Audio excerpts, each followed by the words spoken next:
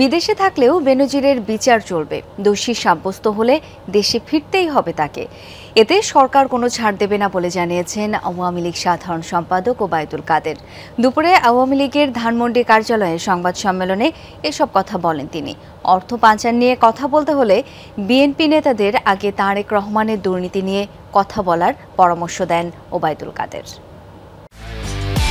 একমাত্র ওয়ালটন এসি দিচ্ছে 1 বছরের রিপ্লেসমেন্ট গ্যারান্টি এবং কম্প্রেসারের 10 বছরের গ্যারান্টি। দুপুরে সমসাময়িক ইস্যু নিয়ে আওয়ামী লীগের ধানমন্ডি কার্যালয়ে এই সংবাদ সম্মেলন।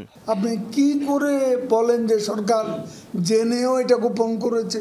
উঠে আসে চলমান সময়ের অন্যতম আলোচিত ইস্যু সাবেক আইজিপি বেনজির আহমেদ প্রসঙ্গ। প্রশ্ন ওঠে, কিভাবে দেশ ছেড়ে পালালো বেনজির? ওবায়দুল কাদের বলেন, বিদেশে থাকলেও বেনজিরের বিচার চলবে, দোষী সাব্যস্ত হলে দেশে ফিরতেই হবে তাকে। এখন কি উনি না থাকলে কি বিচার হবে না? যা তারেক রহমান বাইরে আছে বলে কি ট্যাক্সি পেশনের মামলা হয়নি, সেটা রায় হয়নি, এবং একসময় তাকে আসতে হবে দেশে। বেনজির যদি মামলায় দুর্নীতিবাজ সাব্যস্ত হয়, দেশে তাকে আসতেই। আওয়ামী লীগের সাধারণ সম্পাদক বলেন, চোরের রাজা মহারাজা বিএনপি। তারেক রহমানের দুর্নীতি ও অর্থ পাচারের মাধ্যমে 2001 সালে যা প্রাতিষ্ঠানিক রূপ পায়।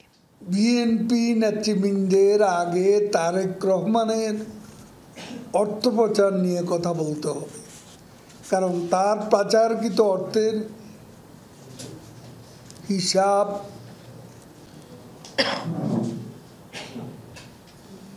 অর্থের পরিমাণ এটা দেশে বিদেশে কারো অজানা নয়। আমরা এই পাচারকৃত অর্থের হিসাব চাই। ওবায়দুল কাদের বলেন, যে দলের প্রধানের বিরুদ্ধে দুর্নীতি ও অর্থ পাচারের অভিযোগ রয়েছে তারা কখনো জনগণের কল্যাণে কাজ করতে পারে না। দণ্ডপ্রাপ্ত চিহ্নিত অপরাধী যে দলের নেতৃত্ব থাকে। আরিফুর রহমান সবুজ, যমুনা নিউজ, ঢাকা।